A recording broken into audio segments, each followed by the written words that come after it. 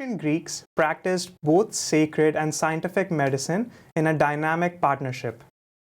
For example, the original therapists were priests, physicians, and psychotherapists in one.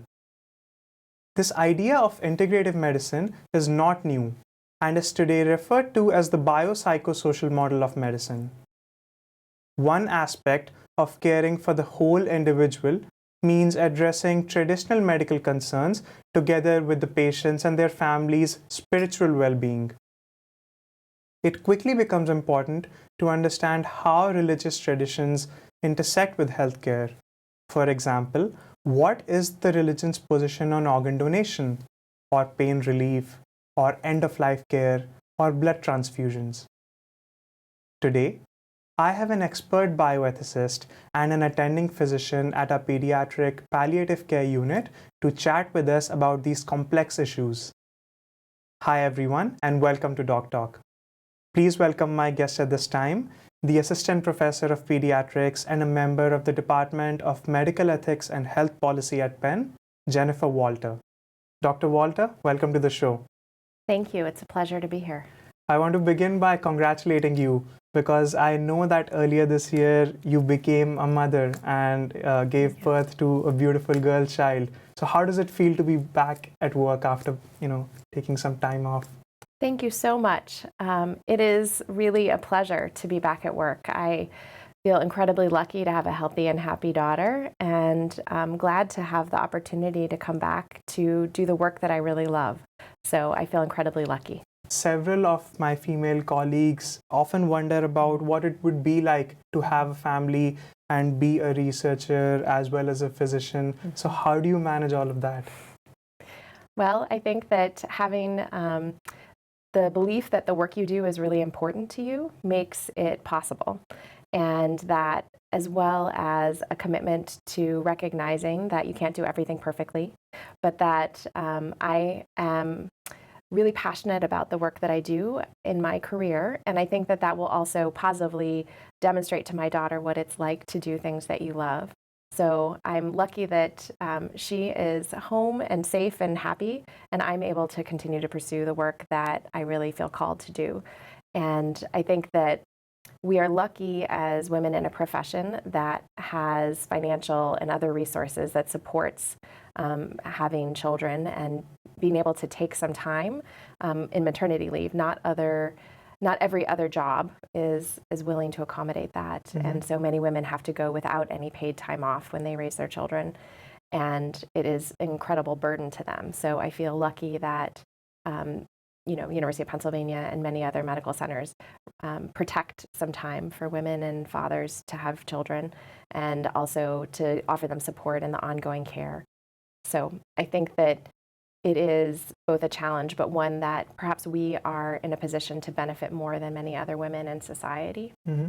Well, yeah. That's wonderful. Many congratulations again. Thank you. And it's interesting that you mentioned this because I believe, large part of your work also involves communicating difficult news to parents and their families about children that are really seriously sick. Mm-hmm. And that must not also always be easy.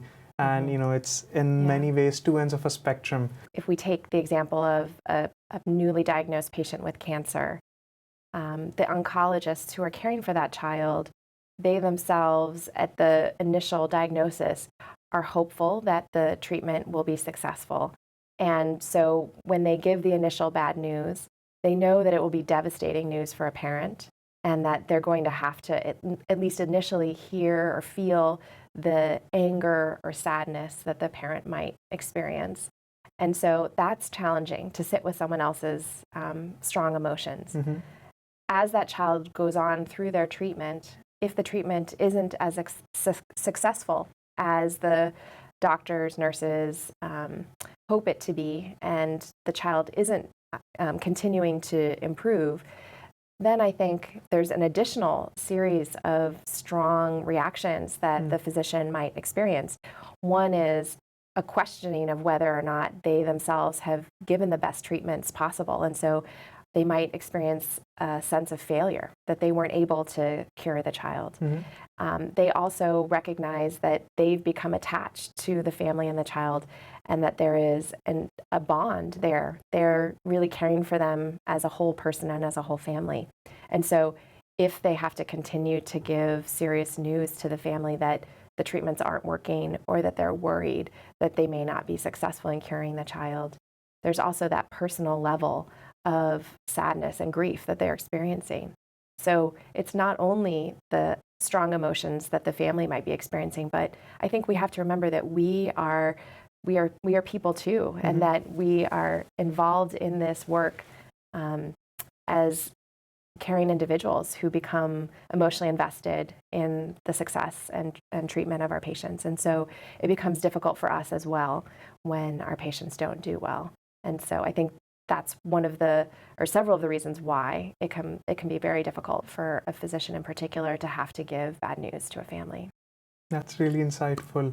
And along similar lines, I imagine that sometimes in palliative care, you are respecting a family's religious values over perhaps more aggressive treatments that might or might not work.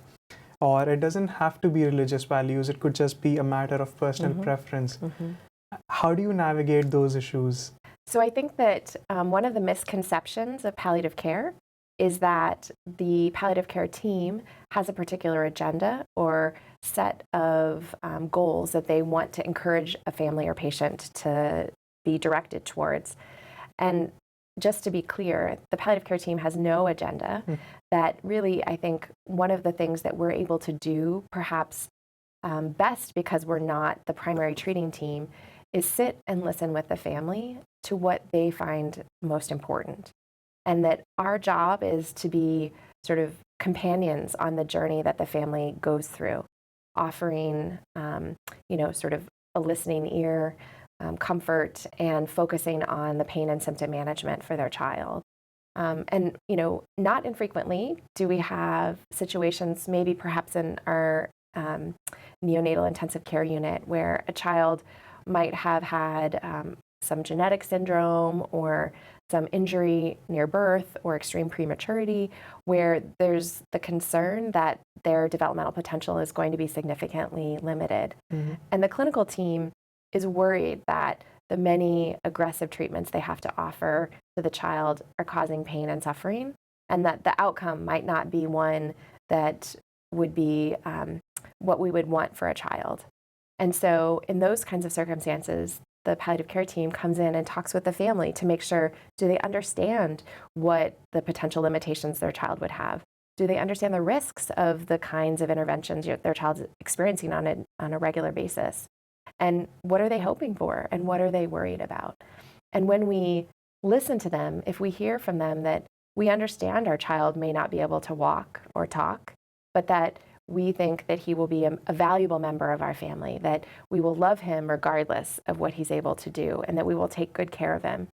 And that, like you said, may be based in a faith sort of tradition, or it may not be, but they may say that, in our faith, we value people with all different abilities.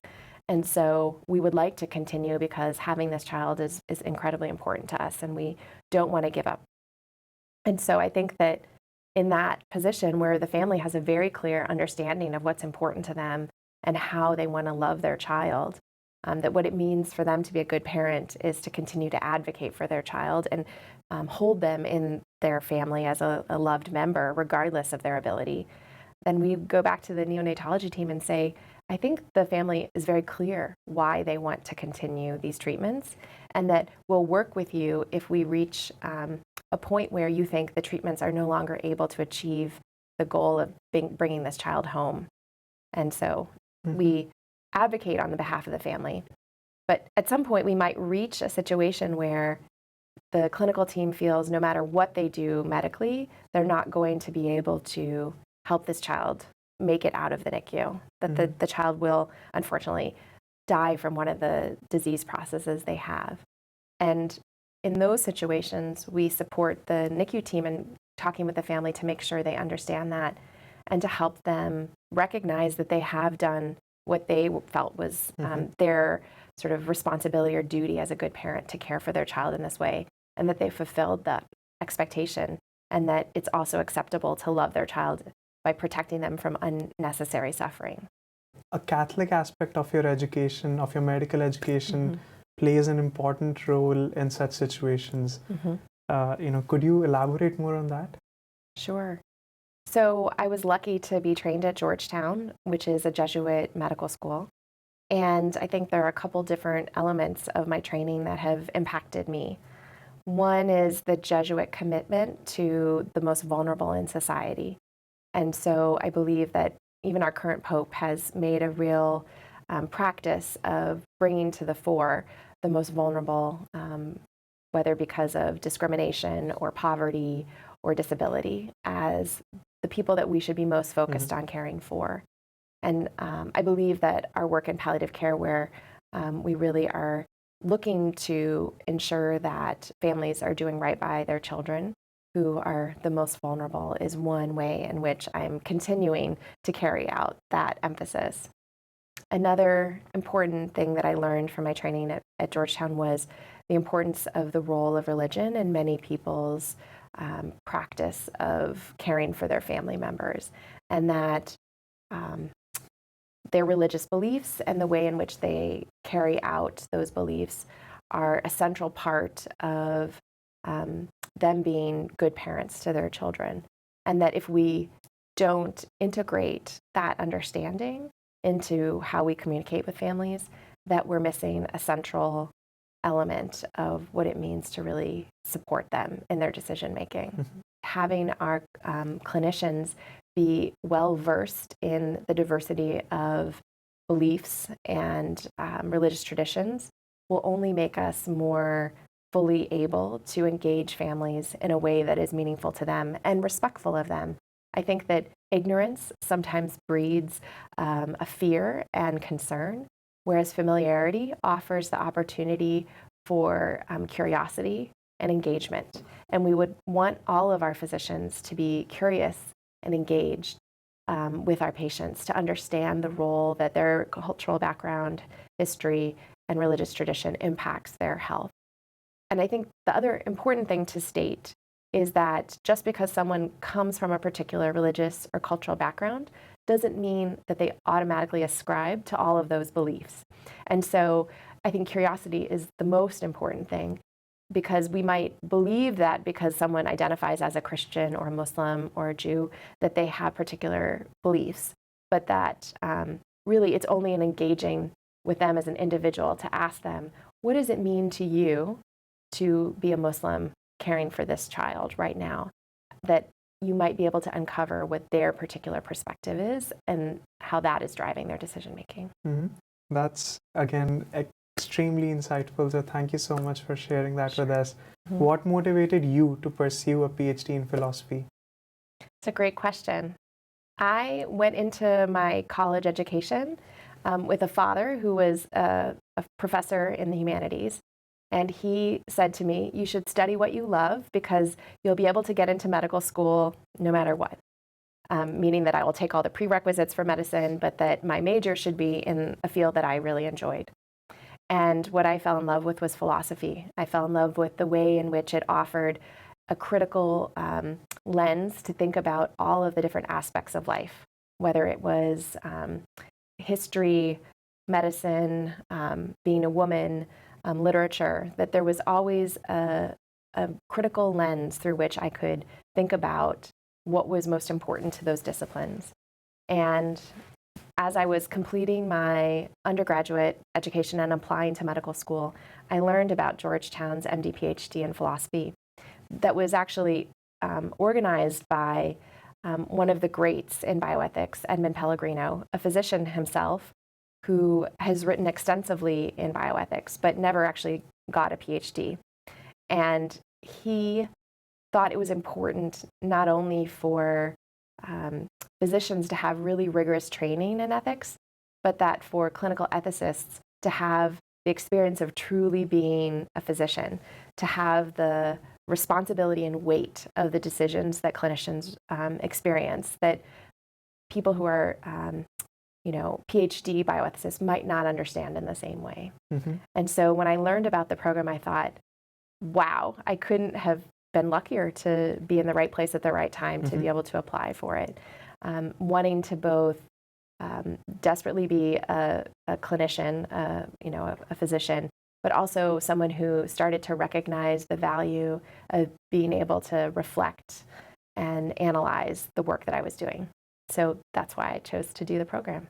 And I was lucky to be accepted. No, I'm glad. That sounds amazing. And now as a physician and bioethicist, you often receive hundreds of consults in a given year. What has been the most challenging one? Oh, that's a good question. Sometimes we get called in to speak with both patients, families, and the clinical team to try and see if we can hear both sides of the story and ensure that the child isn't getting lost in the disagreement that is occurring between the clinical team and the parents. And I think that in many of those situations, it's just heartbreaking because parents have what they think is best for their child in their mind, but they don't really believe that the team is also willing to support them in that. And the team becomes very concerned that the family isn't really working for their child's best interest. And so they then don't trust that the family is doing the right thing. So I think that in those situations, we do a lot of work to try and mediate and bring together the two sides so that they're able to look at each other's positions with a new openness and curiosity. It sounds like a really tough situation. And I think part of this also stems from the fact that many people see science and religion on two very distinct ends. What's your take on that? So I think that the division between science and religion is unfortunately a false one, and one that people have created to perhaps divide the ways in which we think about things. However, many religious traditions have a strong history of supporting science, and I think that even individuals who are very strong religious believers may not be opposed to the idea of scientific innovation or medical practice. And so I think that, again, this is one thing that would be important for a clinician to talk to an individual patient or family about, that if they perceive religion as driving a lot of their decision making, the extent to which they trust or accept the role of medical science. I think that some things that we could acknowledge are that we do not have control as religious believers, or religious believers don't often claim that they have control over when a miracle happens. And so they have to allow God to work through the clinicians caring for a patient or their child.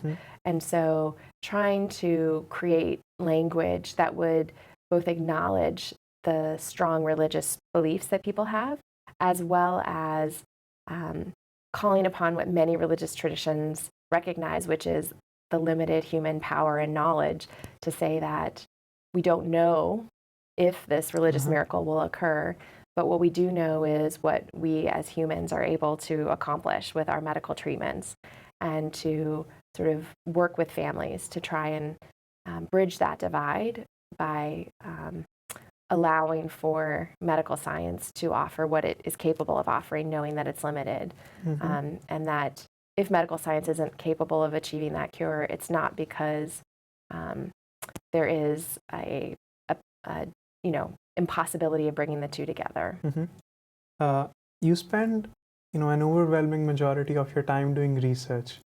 And as part of that, you've also looked into how clinical trials are conducted. And the Belmont report of 1979 stated that minorities and poor people might be targeted for recruitment in these clinical trials for new therapies because of their vulnerable position. But we now know, as per the new NIH guidelines, that the contrary is true.